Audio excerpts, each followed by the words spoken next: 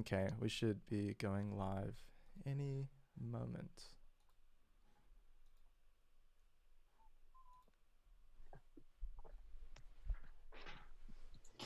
So I have a friend who's a magician, and he's a very good close-up magician. And he was in town, and I went to see his show. And he did these unbelievable things with cards and sort of some of the usual stuff. But you're 4 feet away, 6 feet away. You're in a ring. You can see everything. And he does these impossible things. He said, he's Italian. It's very, we're not supposed to give away the secrets of the trick, but here's how I did it. I changed the cards when you were not looking. It's like, we're all right here for every second. Yeah, it's sort of that. And it's like, I think it's essentially that it's giving you that sense of security makes it so much easier to trick, because it's, especially when you're close up, it's so much easier to direct your sight line to somewhere. And like the closer you are, then if you direct your sight line to like a bit up, you can do something down that no one's going to see. But if they're super far away, they could see all of you at once. So that's right. Like the closer you are, that actually, like, to quote, was it Now You See Me, that movie? It's like the closer you are, the less you see. And it's a good point. It's like, because you're like, your vision's so much more narrowed and so much easier to direct, and there's so much to it. It's kind of like, I found it's a smidge disappointing that I've been exploring a lot more into magic, because especially when I watch just like common, sleight of hand tricks and stuff, I'll always be looking for the tricks to it, and like I often find it, and it's that way. I'm like, I saw where the cards went or when they disappeared things, and it's makes it so much less impactful in the end. So it's kind of like a bit disappointing sometimes, like, like this used to be so wondrous, and now I'm like disappointing myself, and like, so it's a sad payoff, I guess. It's with anything you love, right? Like, so I'm a writer, and no one loves books more than writers do, but eventually the books that you loved, that you look back and they're not really great books, you wish you could just love them as as if you had like no experience and no knowledge, as uncritically as you did the first time. It's always tricky going back to the books you loved when you were a kid, because some of them hold up amazingly, and some of them are like, ooh, that has not aged well. Yeah, fair enough. Daniel, so are we live yet? I'm on Twitch, and I'm not sure if I'm on the right Twitch. Yeah, we are live. NIDA_Roundabout. We have a test account and this account. Yeah, I think I'm on the test. Yeah, definitely live. We have how many people we got? 10. We have 11 people. You know how I can tell we're live, Luca? Hey. Sign behind you says on air. So damn, we got to light it up. Exactly. We're broadcasting. On air sign. Oh, you couldn't hear it. Yeah, that was for an old show, but that's very fitting, actually. Yeah. Very fitting. All right, well, hey, welcome everyone to the Twitch stream. A bit 3 minute 40-second intro, it's great. I guess to start it off, we'll have a little bit of a fun effect. Oh, hey, that's cool. Welcome to Props, everybody. Doesn't smell good. What is that? No, it's fine. So, hi everyone. I am the props supervisor for the show, as you can clearly see, and the title under my name. Today, I guess we're going to be working on an effect for a show where we got to make things smoke without burning down the entire place, because that's an issue, big issue. All right. So, Sean, actually, I've got a few questions. If you don't mind. Being, so with when the effect happens with the phone like breaking and smoking, how fast paced, what is the actual action happening with the phone?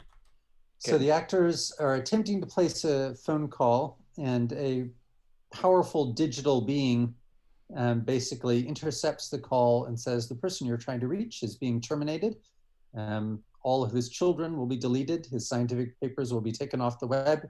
have a nice day, and then makes their phones inoperable so that they cannot call and warn the person who is destined for demolition. Right. So basically, the challenge for you is they're holding the phones in their hands, and it's just better show if they can see them go spark, smoke, it's a deader. Then we could have an actor just say, "Oh, my phone turned off," but it's not as fun and stagey. All right. I don't know. I'll play. I don't know how much sparky spark I can do. I mean, or maybe if I just get like a flashing light of sorts, I can. Yeah. Oh, that requires a bit of some weird stuff. I mean, I can definitely test with the smoke. That'll be quite fun to play around with. Obviously, the issue being a safe way of making it look like smoke without actually setting the phone on fire that's in their hand and next to their face. However, you opened the stream was pretty good. Yeah. So whether I can input that into a phone, I'll have to see. So now, thankfully, I found in one of the store, like we have a kind of NIDA store, which is like it's a storeroom with a whole bunch of existing props and stuff. And we have a very, very big bucket of old phones that they use as prop phones in theater, or at least in our shows. And one of them seemed to have this weird sort of existing, like it's very much been modified. Like it's all the internals were cut up and hot glued together, but it seems to just be a small, like it's essentially someone wired up a small battery and put in an LED panel. I think they just wanted the phone to light up. I'm not sure why. It's a bit confusing, but I think what I might be able to do actually is use the same circuitry and then replace the LED panel with then a little thing that creates smoke or water vapor of sorts, so you can just have the act trigger with a button. If I can get it to work, and if all this stuff still works, because it was probably in that bucket for a very long time. Oh, what are we doing? What are you? You look like you're about to put the paddles on a heart patient. I mean, not far off. Just testing to see if there is any, like, if there's any function to this. It doesn't seem, so the battery itself seems very dead, which makes sense. But unfortunately, I don't know if the LED panel works, because when I try to make it, so what I've got here, I don't know if you can see it, is just look at that. This boy is, what is it called? Like, it's just a power, it's like an adjustable power supply essentially. So you plug it into the wall and then you can just control how much power it puts out. So it's great for testing little electronic things, because you can very variably control the power that goes to them, as well as it's got some fail safes. Like, so if it short circuits or if it overpowers, it will trip and turn itself off so that you don't destroy it nor the thing you're using. And it's a bit all tangled up. I have too many cables here. So some great stuff. Yeah, it's all fun. I'm very tangled up because I was doing some other electrical work this morning on another project. But unfortunately, it doesn't seem like the LED panel is working. And I'm not sure if that's because the LED panel itself is broken or because the whole circuitry is broken, which would be unfortunate because it means I wouldn't be able to reuse it.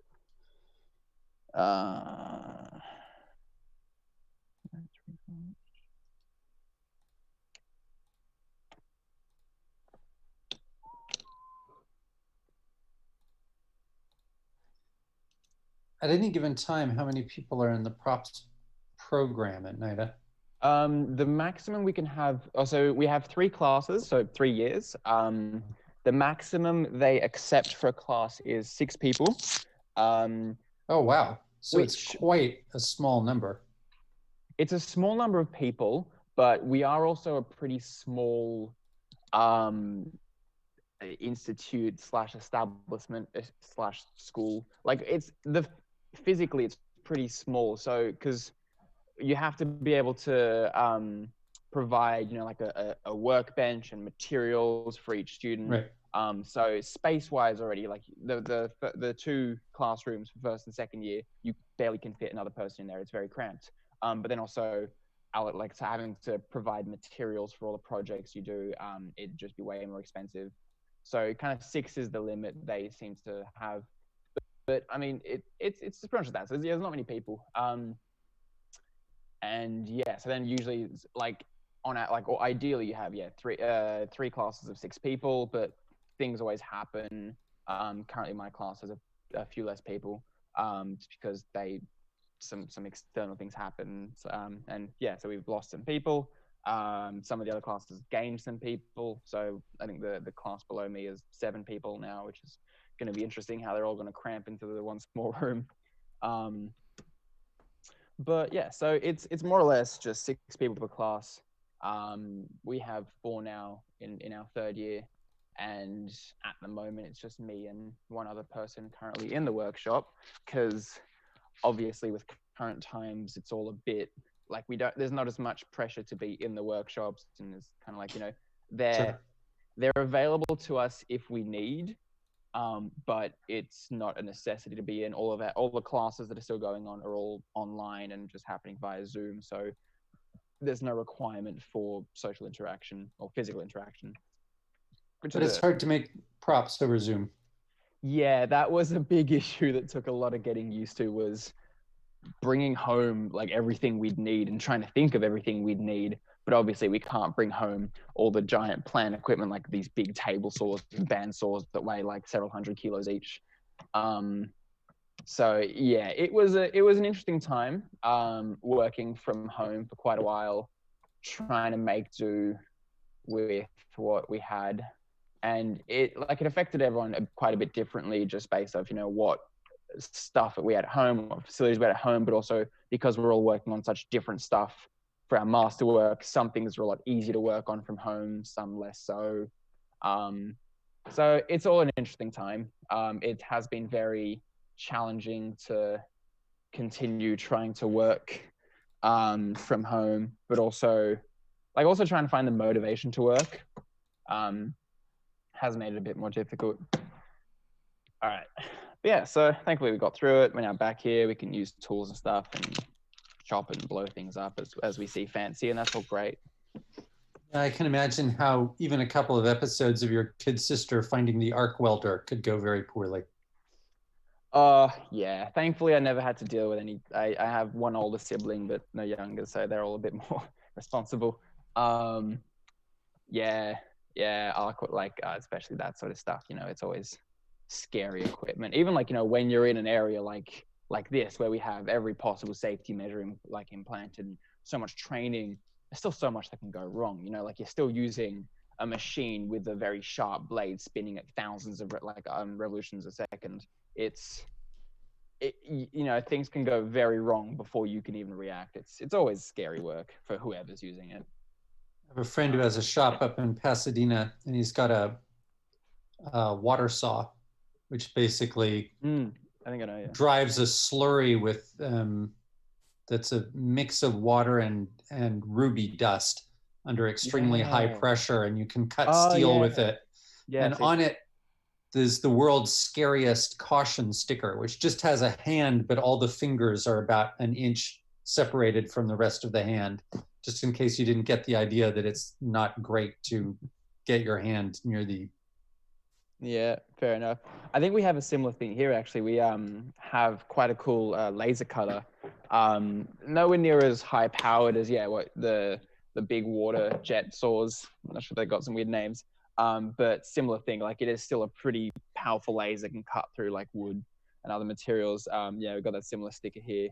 It's quite daunting, you know, especially when you've got these things that just like you watch this just jet of water, cutting through stone, cutting through steel, and you're like, that could just take your hand off so quickly. Yes. All right, yep. We're gonna try burn some things. So currently, my idea is more or less recreating a vape inside of this phone, which nice. Sure. Sounds interesting, but it's more or less taking the principle of having because obviously I can't make it actually burn. So I'm trying to see if I can make vapor or like water vapor, like a vape pen would, which looks like smoke, but is technically steam vapor of sorts. So I think I'm going to test. At the moment, I'm just trying to find a variety of different materials that I can soak in water and see if I can heat them to create steam without actually burning them, which is going to be interesting. If you give me a second, I need to get a container and hold water.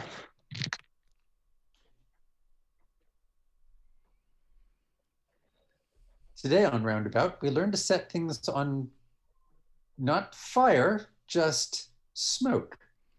I was going to say, if we manage to stream the burning down of the NIDA props workshop, the show really will go down in history. Yes, yes. Then that is transmedia. That is interaction.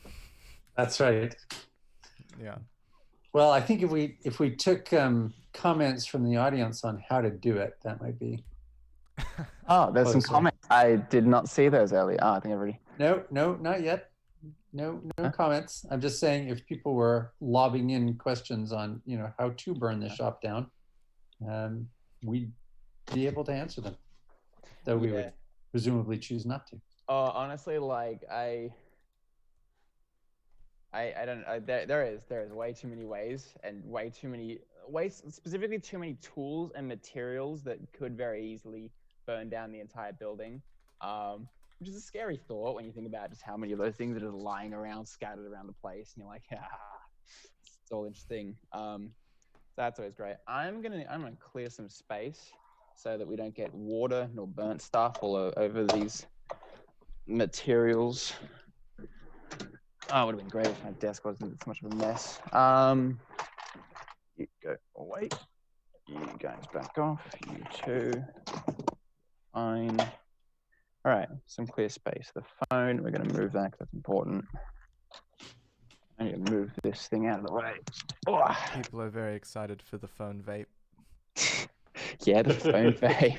This is technology. Look, it might just end up being that I buy an e-cig or a vape of sorts, take it apart and stick it inside a broken iPhone. But you know what? We're a props workshop. I'm going to attempt to make this from scratch for now as a form of experimentation and see what happens. Because content. Oh. I know. Oh, God. All right. So, what are we doing? What was I doing? All right. New Bernie stuff. Heat gun. Now this is a very fun tool. I feel most people probably have heard of them, or some have them and stuff. It's a heat gun, as the name suggests, a gun that shoots out heat. It's essentially just like an overpowered hairdryer. But yeah, it gets very, very hot and it's great for melting, burning. And so I feel because what I'm going to aim for is to not have a direct flame as a heating element, because that's the most likely to cause things to catch fire. So I'm gonna use this as a test for now. I have no idea how accurate it's going to represent. I might need to use like a heated metal because I think essentially what the mechanism inside is going to be like it's just going to have like a coiled wire around the fabric that's, as you pass electricity through it, it heats up, causing the fabric to heat. So it's never like a direct flame on it, but it's still a direct heating element, which is more or less how it works inside of a vape. Well, it's how it works inside some vape pens. Other ones use like a weird mechanism inside the actual fluid canister that atomizes the fluid, essentially just turning it into superfine water vapor. But hey, we're gonna say let's not burn shit.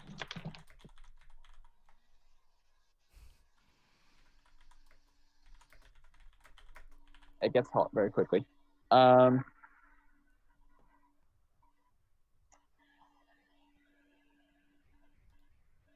I'm gonna wear some heat-proof gloves. That's probably the smart and responsible thing to do.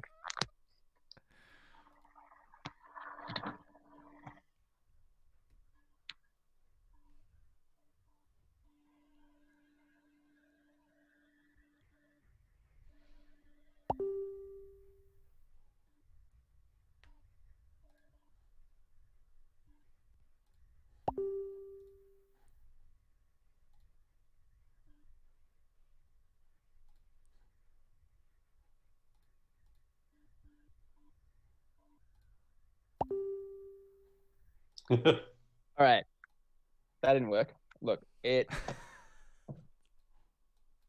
understandably, it didn't steam off the water as I'd hoped, which makes a lot more sense. It just dried it and then burnt the wool. That's a shame. What can we use? What works? All right, that was just a sort of failed attempt waiting to happen, but we thought we might as well try it anyway. This is the process. This is the real. This is the process. It's as whoever it is that actually invented a light bulb, because there's a lot of now discussion between the real inventor, but as I believe as Edison said, it's like he found 50 ways not to make a light bulb. This is what we do. We found all of the ways not to make a prop and then put them into a book so that you know how to make the prop. And there we go. We've got method 1 tested. Didn't work. There's a great story about Edison who went around giving demonstrations of the electric light bulb, arguing quite understandably that it was going to revolutionize society and that investors would become millionaires. But while all the theory of the light bulb was understood, they could not find a filament, because when you ran charge through whatever they tried, they'd do it once or twice and then it would burn or break or whatever. And so on half the times they gathered people together to demonstrate the light bulb, it broke and didn't work. And do you know what they did? Do you know what Edison did on those demonstrations? Give everyone stock. Because it then became in their very vested interest not to tell anyone that it hadn't worked. Right. So he was touring the country raising money for the light bulb with a light bulb demo that didn't work, and just every time it failed, just issued stock to everyone who was there for the failed performance, to shut them up and get them invested in the long-term success. And eventually they found the filament. Yeah. He's right. Not sure what it was, but it's like what's tungsten now or something, isn't it?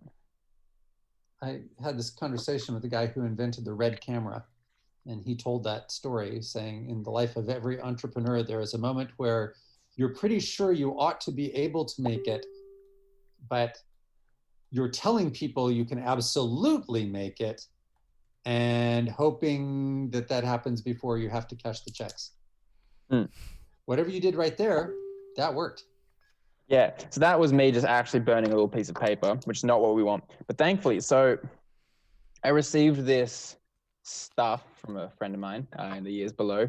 And yeah, I shouldn't see, it kind of works. Unfortunately, it smells horrific, but there's a workaround to that.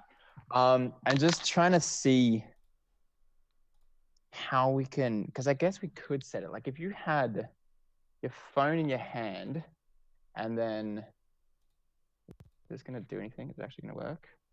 Not much, a little bit. You can't really see that, can you? There's a little bit of smoke coming from it. Doesn't work as well. Just a tiny bit, not as much as when you did it with your fingers. Yeah, it's working. Yeah, so it works better with the fingers because there's more friction. Sure wasn't Edison, so snickerdoodle. I know a lot of people that would argue for and against that, so I don't know. We'll see. Great, now my phone's gonna smell like trash. Yeah, so it kind of, there's this product that it's like a type of paper. You can burn it. It gives you a sort of oily residue that once, like you sort of clean it up with your fingers, and then once it's on your fingers, you wipe your fingers, and the friction, the heat cause it to smoke somehow. I don't know the full scientific reasoning for it, but it's great. But unfortunately, yeah, no, it's a good magic trick, but it's not gonna work for the phone. Is there something, this probably gets uncomfortably close to just lighting things on fire, but some sort of gum or resin or something like that wouldn't just catch, but get smoky if it's near heat? The issue, there very much is a numerous amount of things, but the issue with that is any form, if it, like any of those types of material, if it starts smoking like that, of at least all the ones I know of, there's probably some exceptions to this rule that I don't know of, but still not good. Like it's always going to release a lot of it's like hazardous fumes and stuff. Like you typically don't want to be inhaling or be anywhere near burning of plastics, resins, rubbers of sorts. It's not a fun time. So that's like pretty much, I mean, like inhaling any form of smoke is bad for you, which is why I think typically I have to try to avoid that as a method, because that's probably not going to get approved. So that's why you lean towards the water vapor solutions. Yeah, that's why I'm trying to get water vapor, because I mean, essentially, like it's healthier than smoke. Like vaping technically still is unhealthy because it has a lot more added chemicals to it, to flavor, addiction, all that sort of stuff. But like if I can just get just water vapor maybe, or some sort of smoke that is just less hazardous, then that's a way. But yeah, just trying to find that solution. You know, that's probably going to come to me later. Yeah, well, it might be good to check in next week at some point and see if we can have any progress. Well, yeah, like it might be interesting to see the development as we go. For the effects and stuff. I mean, yeah, like hopefully, I guess nothing I could test is how to burn toast. It's always a good one. I feel like even though I haven't had a degree in props manufacture, that one I can do. See, now everyone can burn toast, but can you burn toast to a controlled fashion? That's the real question. Fair. There's so much more to it. And then how do you make a toaster burn toast to a controlled fashion without lighting the toaster on fire accidentally? Which is another issue that we have to face, is figuring out how to do that particular effect without getting the toaster to catch fire, because that's a concern. Great. But yeah. Apparently, we also need to figure out how people in the chat are able to smell through Twitch. So we'll get right on that. Technical team is on the case. That's no problem. No problem. Look, I can give you my word. This stuff doesn't smell great. You probably don't want to. I forgot about it because I was away for so long, and just early today I was on a call with our stage manager Daniel, and I decided because I forgot about it, I was curious what it smelled like, so I took a very close whiff of it. It was not fun. It stayed in your throat. It stays in your throat for quite a while, and it's not a pleasant experience. But I mean, look, if someone can figure out how to make smells go through a computer, damn, like you're a better magician than me. Well, most people are better magicians than me because I'm still learning. What else we got? What can we burn? What can we burn that's not going to burn down What the building? can we burn? Honestly, Episode 3.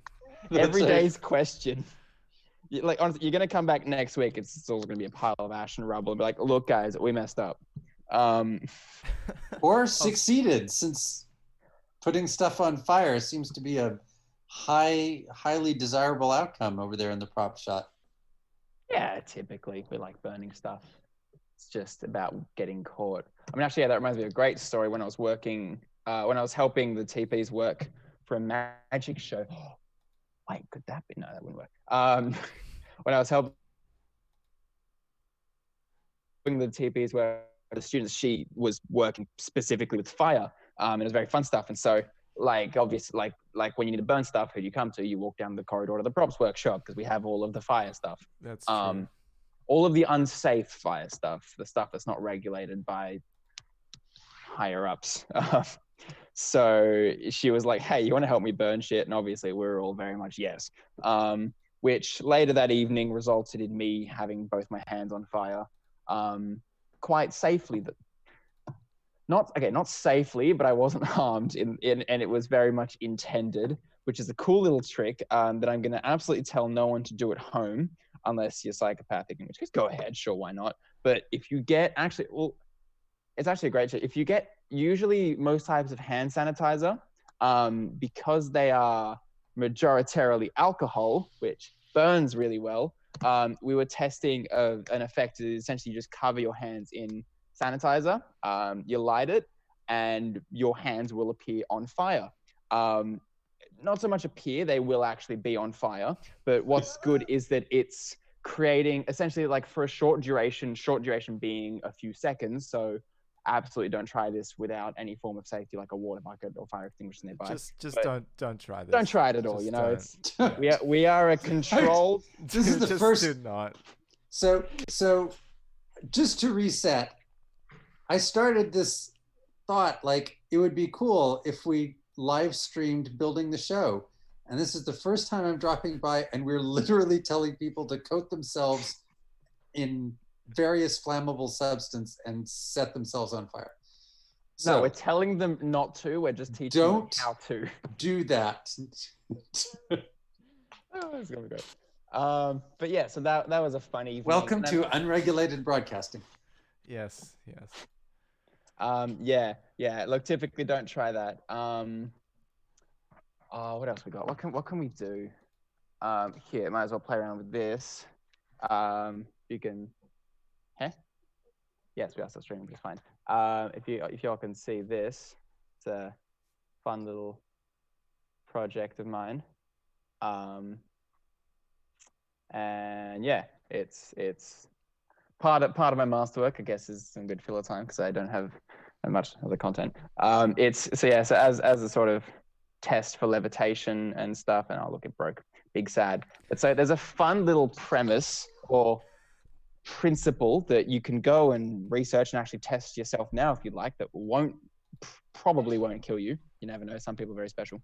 But so there's a concept called tensegrity, which is as the word itself seems to be like a mixture of integrity and tensile, which is more or less what it is. It's integrity of structures through tensile strength, which is what leads you to structures like this. I don't know if you can see it very well. I'll try to get on a black background. But essentially, it's two wire frames that are completely held together by strings that appear to be floating.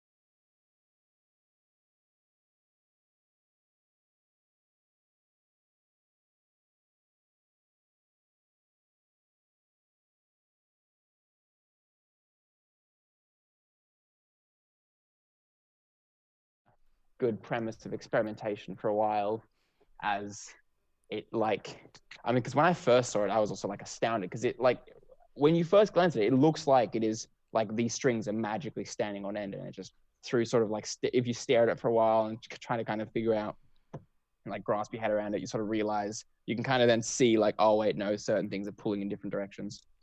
And yeah, so that's always a fun little experiment to do for them people at home that would rather not set themselves on fire.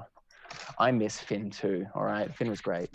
To whoever said that in the chat. And yeah, We all miss Finn. everyone misses Finn. Yeah. All right. Oh no, that's really cool. That's cool. Yeah. All right. What else can? Daniel, Yes. you are represented as Thomas. Yes, Thomas. In the Zoom chat, yes, I'm using our production manager's Zoom account so we don't expire. That's why several technical loopholes to jump through today. By all means, let us not expire. I have some stuff that I have to get to. If I were to mosey, does that break anything for you? Or can I